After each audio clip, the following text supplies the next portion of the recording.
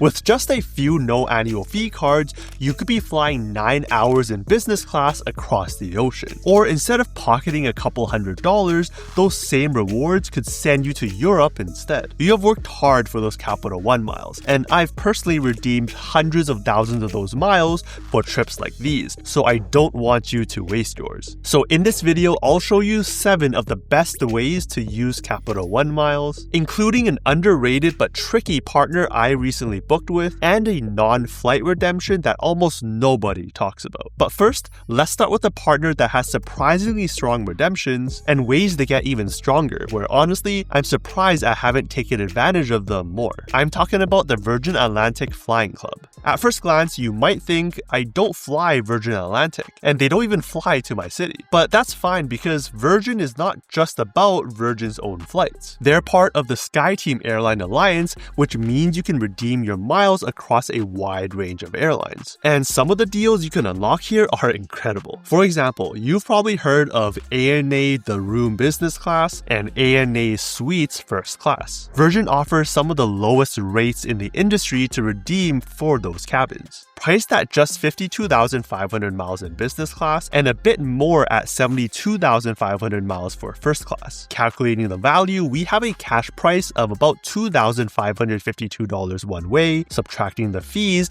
giving us a value of 4.5 cents per mile in business class, and for first class, a whopping $12,432 one way, giving us a jaw-dropping 16.8 cents per mile. Now, of course, these ANA redemptions are really hard to find. They're some of the most sought after in the industry. And realistically, you probably aren't paying $10,000 for that one-way flight anyways. So these inflated ultra-high rates aren't that meaningful. But there are plenty of more realistic examples that still deliver some amazing value. Take San Francisco flying over to London. You can redeem that flight for just 9,000 miles and about 109 in fees. Compare that to a cash price of $490 each way, and you get 4.2 cents per mile. An excellent return, especially for economy. Or look at Vancouver to Seoul Incheon in Korean Air business class for 85,000 miles and $44 in fees, where the same flight will cost you $2,050 each way, meaning a value of about 2.4 cents per mile. This just shows how diverse Virgin Atlantic points are, whether you're flying east, west, even for short hops within North America, which can be had for just a few thousand miles and at pretty competitive rates. But it gets even better because Virgin Atlantic is one of the programs with the highest transfer bonuses, often at 30%, sometimes as high as 40%. So instead of needing to transfer 52,500 miles to book ANA business class, you only need 40,000 Capital One miles, bumping the value of them to 6 cents per mile. Or SF to London at a lower 7,000 mile requirement, giving you also a higher value at 5.4 cents per mile. When these point values are still excellent, comparing to cash prices that you would actually pay, that's how you know you have an amazing deal. And with multiple of Capital One cards giving you 20,000 points for its welcome bonus after hitting the corresponding minimum spends, just one of these cards is already enough for a round trip to Europe, or just a couple of these cards may be enough for a business class across the ocean.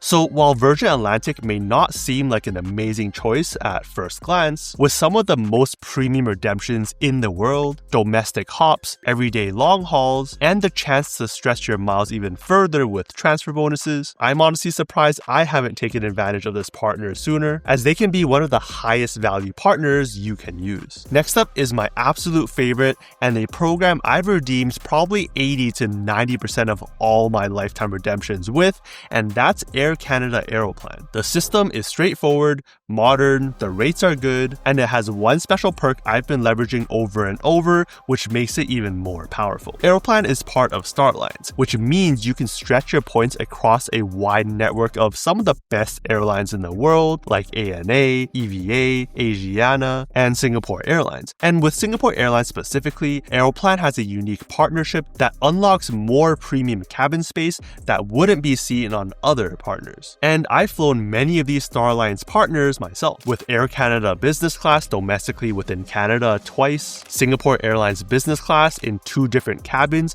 both across the ocean and within Asia, EVA Business Class to Taipei, and even ANA Business Class back from Japan. And here's why Aeroplan is so good. the rates. For example, if you're from the Pacific Northwest, flying to Japan falls right under this threshold in the award chart, which means these business class flights would only cost you 55,000 points with partners like ANA. To most of Asia, it's 75,000 points, and to further in Asia like Singapore, it's 87,500. All of which I've redeemed and flown on with anywhere from 2 to 4 people on the same flight. But here's what really sets Aeroplan apart, adding just 5,000 extra points to add a stopover. For example, later this year, I'm flying from Seattle to Singapore as a stopover, then onwards to Taipei as my destination. This falls into the distance bucket that cost me 87,500 points, plus the stopover costing me a total of 92,500 points. That's an extra 5-hour flight on a world-class business class cabin to another great city for just a few thousand more points. Calculating the actual cash value for multi-cities is kind of tricky, but it's probably around $4,000, which will pin the value of my points at about 4.2 cents per point. Another great one is New York to Frankfurt on the 5th Freedom Singapore Airlines flight, just 60,000 points in business class, and again, you can use that stopover rule to then hop over to another city. The key here is to stick with select partner airlines, because Air Canada themselves, along with an unfortunately growing list of other partners, are starting to move to dynamic pricing, which typically means more points needed. Now, transfer bonuses again do make these redemptions even more lucrative, but another thing that's special about Capital One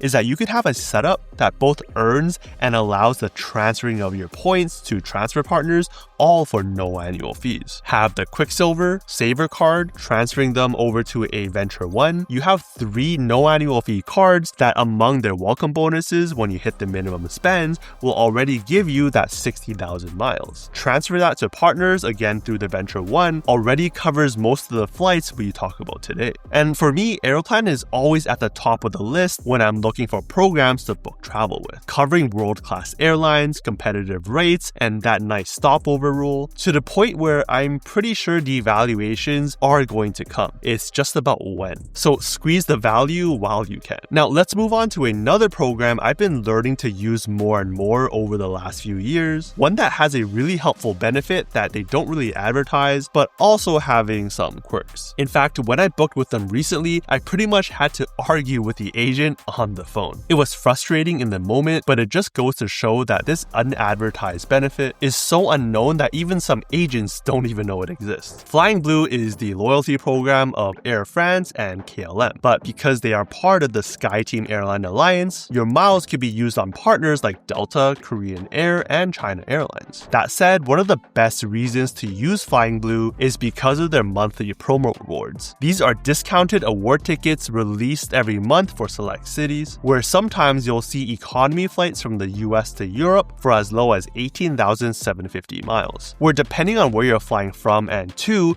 could get you within that 2 cents per mile range in value. But the value is not just in economy. Business class has some excellent deals as well. Earlier this year, I had a redemption of 4 business class seats on China Airlines from Vancouver to Taipei for 60,000 miles each and about $250 in fees. With the same seat selling for roughly $2,140 each way, that worked out to around 3.2 cents per mile. Again, that's for each of the 4 people on the same flight. And as I'm researching for this video right now, I'm actually seeing monthly promo rewards flying business class from select cities in the US to Europe for as low as 45,000 miles, with typical cash fares for that route costing around $1,775. That gets you an excellent value of around 3.4 cents per mile. Now looking ahead, I recently booked for 3 people flying from the West Coast over to Paris and then Milan, all for a similar 60,000 miles. And yes, that's for 2 flights, which is another perk that helps Flying Blue shine, and that's adding a free stopover. The caveats are that both legs have to be Saver level rewards. It really only works if you're flying the same airline for both legs, in my case Air France, and that you would have to call in to make this booking. And that's where things got a bit tricky. One, not all agents know about this free stopover rule. The one I had was adamant that I can assure you that Flying Flying Blue has no such rule about free stopovers. Eventually, I just gave up, hung up, and called again, and made sure to ask them ahead of time in the beginning of the call if they knew about this rule. Because from what I read online, they have to switch over to some manual mode on their side to be able to do these bookings. But also another really helpful benefit when calling in is that you can ask them to hold your award tickets for up to 3 days. It worked when I was holding and booking 4 China Airlines seats for earlier this year, and for my upcoming Paris and Milan flights for 3, giving me time to transfer my points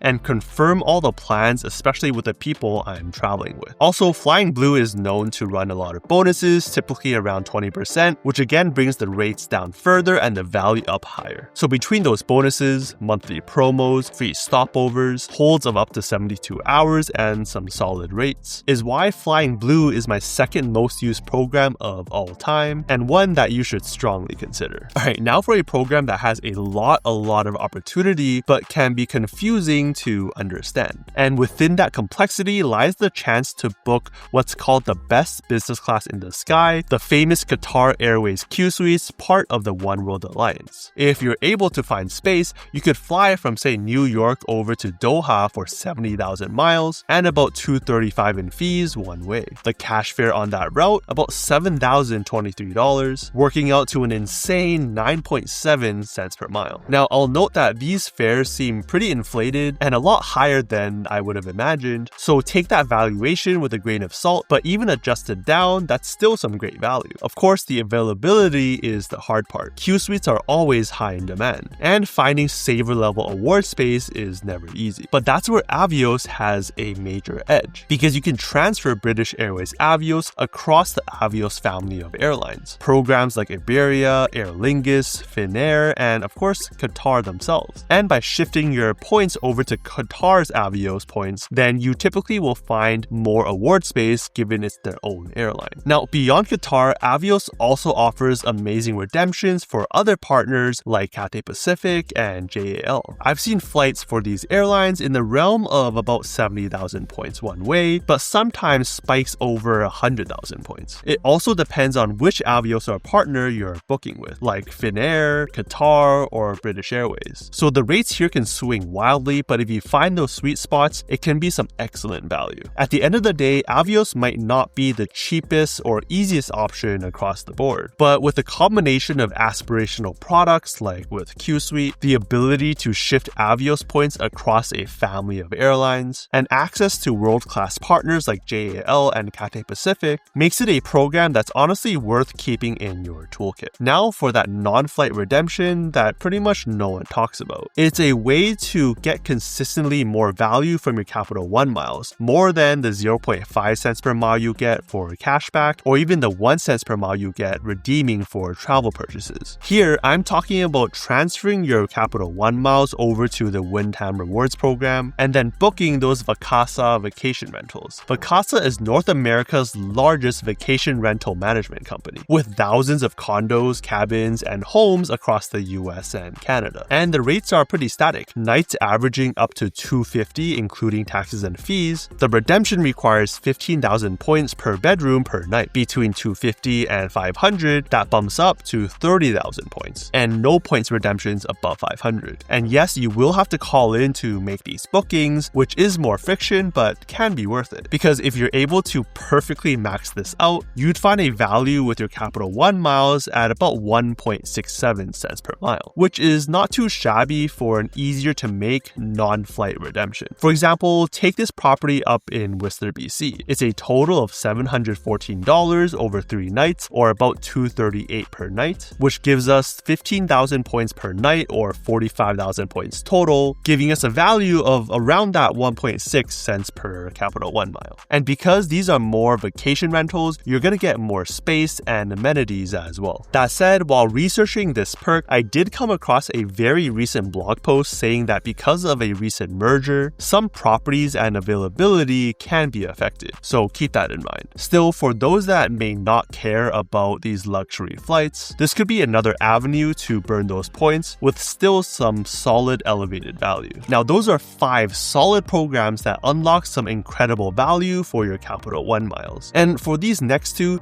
they may not always always be the cheapest on paper, but in the right cases, they're absolutely worth it. First up, Cathay Pacific Asia Miles. This would be your go-to if you want access to Cathay Pacific themselves. Maybe you want to try their new Aria suites. But also another avenue into the One World Alliance with a sneaky one here, Booking Japan Airlines. Award rates depend on distance, but for example, you can fly from Vancouver on the west coast to Hong Kong for 54,000 miles in economy, or just a bit higher at 88,000 miles in business class. But when we look at the Pacific Northwest region over to Japan, similar to Aeroplan, we fall under a certain threshold of flight distance where Booking Japan Airlines here will only cost us 63,000 Asia miles, which is incredible because it's right there with the lowest rates on some of these routes of 60,000 American Airlines miles, which are a lot harder to earn. It's almost like a lesser known hidden backdoor for those of us in the Pacific Northwest. Then there's EVA's Infinity Mileage Lines. It's not the most competitive out there with Capital One when it comes to rates, but it has two things going for it. One, Taipei is an underrated gateway to the rest of Asia,